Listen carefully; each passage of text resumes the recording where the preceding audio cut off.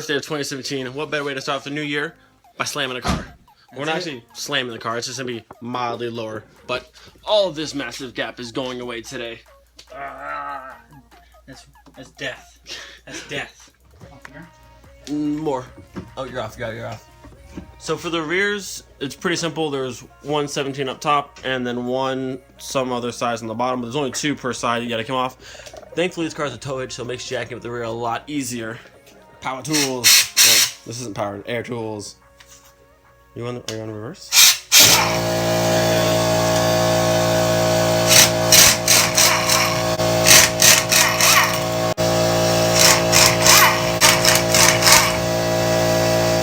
Rears, you'll have. This is a 17. There's a 17 on the back side. Over, I can show you here. You can see. Sorry, this right here. 17 here, and there's one on the inside of the tube as well. And then there's your 17s up here on underneath this. Pull. Get out of there. Oh, there it is. You can see now. 17 on top, 17 on the bottom. Once this one's off, once that one's off, it'll just drop down and you pull it out. And that's for the both sides. The rears are very, very simple. This one in the rear, you'll need two 17s, one for the outside to spin it and one for the inside to hold it. That way you can actually get it to pull through. Alright, so not too much trouble, bless you. Not too much trouble. We got the first bottom bolt out there. Dude, if your car like is OEM rated before, they'll probably be rusty. So take some time, hit it with a hammer, like loosen up like all this rust came off. Take your time with it. You don't want to snap it. Just work it slowly. Can you stop? I'm trying to talk here. Sorry, can you stop? Take your time. Don't snap anything. Just slowly keep working at it, and eventually it'll break free. If you have any like the PB Buster, the loop stuff, use that. But that one's off. So now we're on to the top one, and then it'll drop down, and then pull out, and then we'll be done with this side. Right, pull into the top section here. Just 17mm wrench, and you just slowly work it all the way off. Make sure when you pull these off, you put them like I always set pieces off in the order that I take them off, so you know which ones you need to put back and which way. Sometimes with different coilovers, the top nut is different, and you may not need all. You might have to just adjust. It'll be kind of different for everything, but for the most part, take it off and put it back on the way you started. And this carpet right here will annoy you. Oh yeah, the carpet will be fine. It's the plastic fiberglass looking piece thing. All right, so that one's off. Nut. Next, your little top hat pulls off, and there's another 17 below that one. This one's a little bit more annoying to get to. Use the other end. If you have a wrench, you kind of want to like use the curved end and kind of dip it down, and normally that works. Use his muscles. Get in there.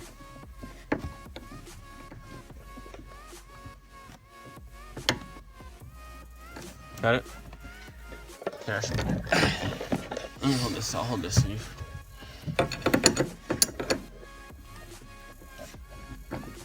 don't know if you guys can see, but it's like recessed down there a little bit, so it's kind of hard to get to. All right, so if you have a deep 17 like that, you can kind of force it in there and kind of bend this piece back, and it makes life much easier. So keep working that side. Come around here to the bottom. I lost a shoe. Hang on. Shoes first. Okay. Take a wrench. Also, you may need a pair of vice grips or some sort of clamp to hold the center bar there, so that when you're spinning the nut off on top, this in the center won't spin on you. So it should be dropping out here in a second. Down. There it is. All right. So now once this drops down, you may have to have someone stand on push the axle down itself to get it back out. Good timing. One side is out. Good to go. Out with the old. We're gonna do both rears on this car, then pull the other two coilovers off the green Jetta way over there, and those are coming onto this car. So one side done. Well, one corner. Right, so while Larry's finishing up the other back side of the pulling off the original shock, I'm gonna take a few minutes real quick just to clean these up and fabric dye my new leather headrest to go on my car. Gonna use this Armor All interior clean wipes, wipe them down real quick. Once the wipe down, duplicate color, gloss, vinyl fabric, works amazing. Used it on my door cards before, really good stuff. So use these to dye these to match my leather seats, and then that to clean it. So knocks out real quick and we'll be back to doing the fronts and getting the car lowered. So you guys, a little before look before. So these two are tan leather, these two are gray leather, both all the Beetles. We couldn't find a full set, but this still works out fine. My nifty little paint booth set up here. So tape tops lay stand up and I can not have to worry about touching any of it and having fallen over. So this is what they look like now. I'll show you how it's the first round of the fabric dye on the leather headrest, and it already looks so much better, as you can see. So those look awesome with my leather seats in the car. And I'll go over here. There's low life down here. Woo. Peep the E-codes. Woo, that looks sick. E-codes. So we got this all jacked up. We're gonna go ahead and pull this first coilover off, and then the other side and get the rear swapped over. Once the rears are done, we'll swap over the fronts as well, and then this car will be a monster truck, and that car will be slammed. The Beetle headrests here are drying, and I have to say they look a million times better than I had expected. I mean, I've used this stuff before, and it came out good on cloth, but I'm using it on leather, and it just looks so. You can see that, like, it looks so good. Like the texture, everything is still there. It's gonna look exactly. I don't know. I was worried it wasn't gonna look exactly like the leather seats, but it's gonna look perfect. So as soon as these finish drying up, I'm gonna get these installed on my car at some point today. But they look awesome. I'm super excited because I missed having Beetle headrests because they just look so, I don't know, sporty and race car. Like, I don't know. But those will be going on. 17 for you. Take it. Take it. Take it. I'm gonna drop it on you. Take it. Thanks. All right. So updates as of now. Things are actually going very smoothly. As you can see, this side coilover is already in. So one side is done. Larry has the other side going in as of right now. So both rears will be done and be back on the ground. And then we'll be on to the front. Well, actually, we have to go ahead and put the stock suspension back on this one. Drop this one to the ground as well. Get the front jacked up, take the front off. Take the front off, swap them back and forth. And then we'll be done. This is actually going very well. I don't want to jinx it, but it's going pretty smoothly. Little rusty bolts here and there, stupid things in the way, but for the most part, it's going pretty smooth. There's a Mark III back there somewhere all buried. But we're getting there. We are getting there. The Eurotripper prep is in full effect at the Mark III house. Like I said earlier, installation is the exact same thing as taking it out. Just repeat. Put your bottom, the bottom part of your strut in here, bolt back through, tighten it up. Not all the way though. Not all the way yet, because you want to be able to lift it back up and adjust it back and forth to get it through the top hole. Once you get it through the top hole, you jack up the beam itself, get it through the top hole, put your top nut and whatever else you put back on top, and then lower it down, the back's done. So very simple, just do the opposite of what you did, take it off. And you will need 2 jacks to do this, or 1 jack stand to hold the car up, and another jack to lift up the strut so you can get it up through the top. So you can guide it through and get it to fit through there. I can't see anything under there. Yeah, it went in. Is it? Oh, there it is. There it is! So now that it's up, we'll reinstall all these pieces and the rear will be done on this car. Yay! It's going smoothly so far. So far! I want to do the rear first. Look at VR6. Alright, both the rears are on this car. Do it. Bring it down.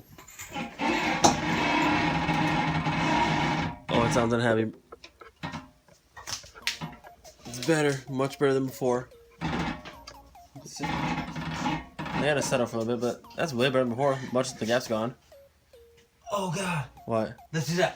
What'd you mess up on? Lift it. From the same spot? Get it angling. Huh? Oh, hang on. What's in there? Yeah. Oh my god. Wait, move your hand. The vice grip was in there when we lowered the car. Whoopsies. Did you break my vice grip? Is it alright? It's alright. Can you see your light?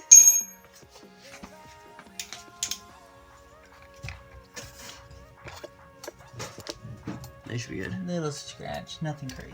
Okay, Alright, we calm should down be easy. Alright. Let's try this one more time.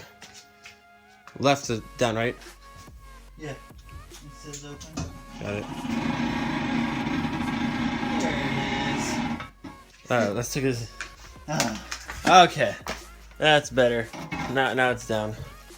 Now you can see the back. Why is it sitting all crooked? Compared to the front. So it can go lower, but we just put it. We want it to be drivable still before it gets air eventually. But for now, there's no more gap. This is a safe static compared to the front. So the rears are down onto the fronts. All right, got the front of the car jacked up. What you'll need for the front is I believe this is 7/8 for the top here.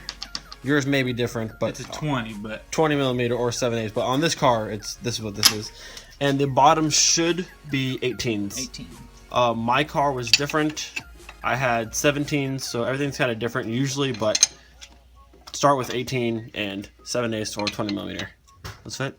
And you'll need two, one to hold and one to spin it off.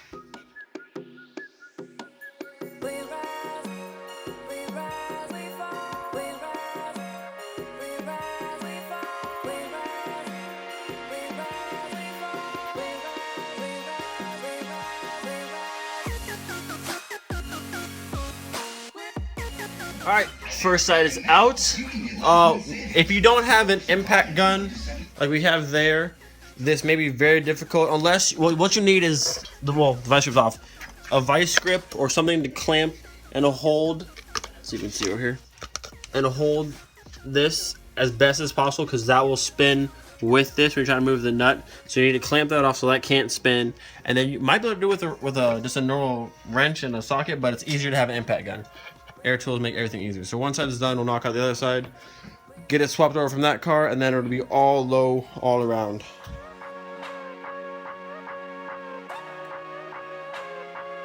Alright, another quick side note, the best way to get these to break free, oh my goodness, the impeccable timing of this air compressor. Hold on, as I was saying, the best way to get these ones to break free, instead of trying to use the air impactor, just manhandle it, put your wrench on, and use a mallet. It's the best way to smack it down and get the most force to get it to move.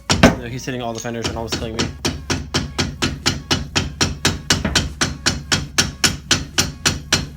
There we go.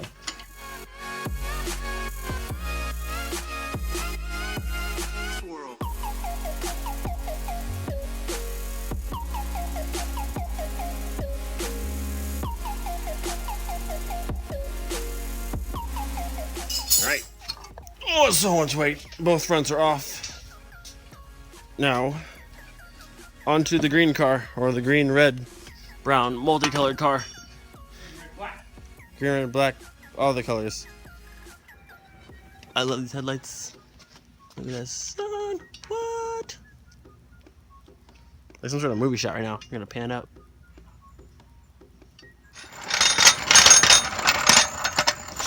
Oh, you made it. You good.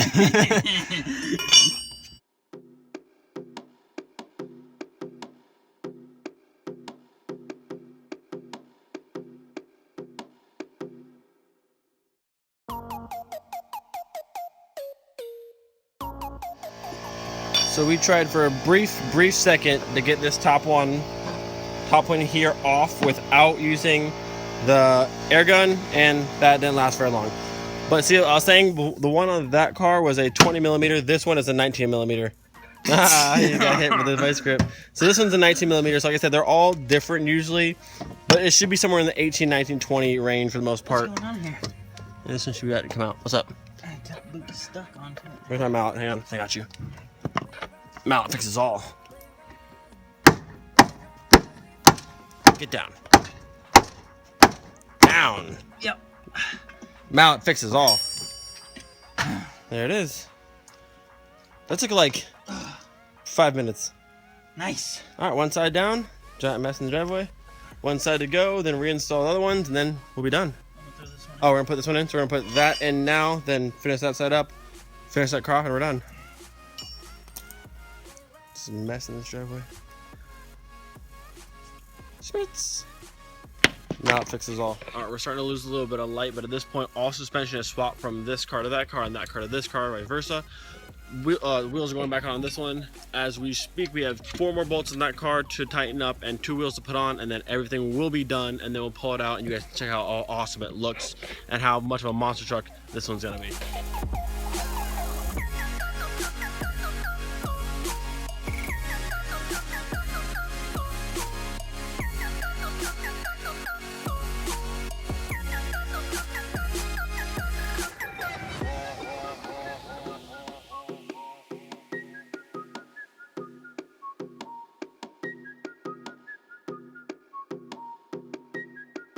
Alright, before I lose all of my light, look at this monster truck.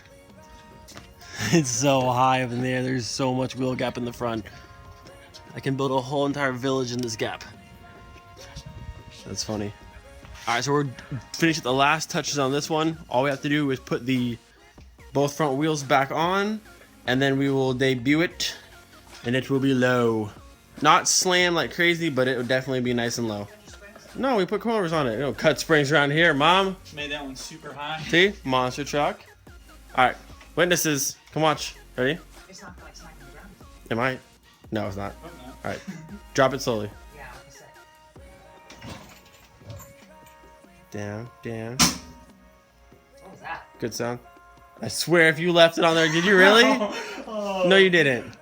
big little bet. Oh my What did you god. do? No, it's not. No, it's in the drawer. It's in the drawer. Is it in the drawer? Let's use a different one. It's just, it's They're fine. seated. Yeah. Woo! It's down. Looks a million times better. I thought for sure for a second you left another clamp on there. Oh, yes. It looks better. Looks so much better. Do you see it, Mom? You see? It is amazing. Thank you. See, we got the approval. It's amazing. Whatever. We're going to make dinner now. Okay. How those air guys do it. Get gay. Little look for the front seats there. Nice and low. So much better. You're about the same height as the blue truck now. Same wheels in there. All right. What's the blue truck lower? Blue truck, because that's my suspension that's on that truck.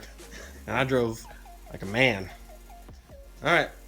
It's low finally. We'll pull it out here in a second. All right, that's gonna be the end of this coilover installation. It actually went so smooth. I cannot believe how well that went. Nothing broke.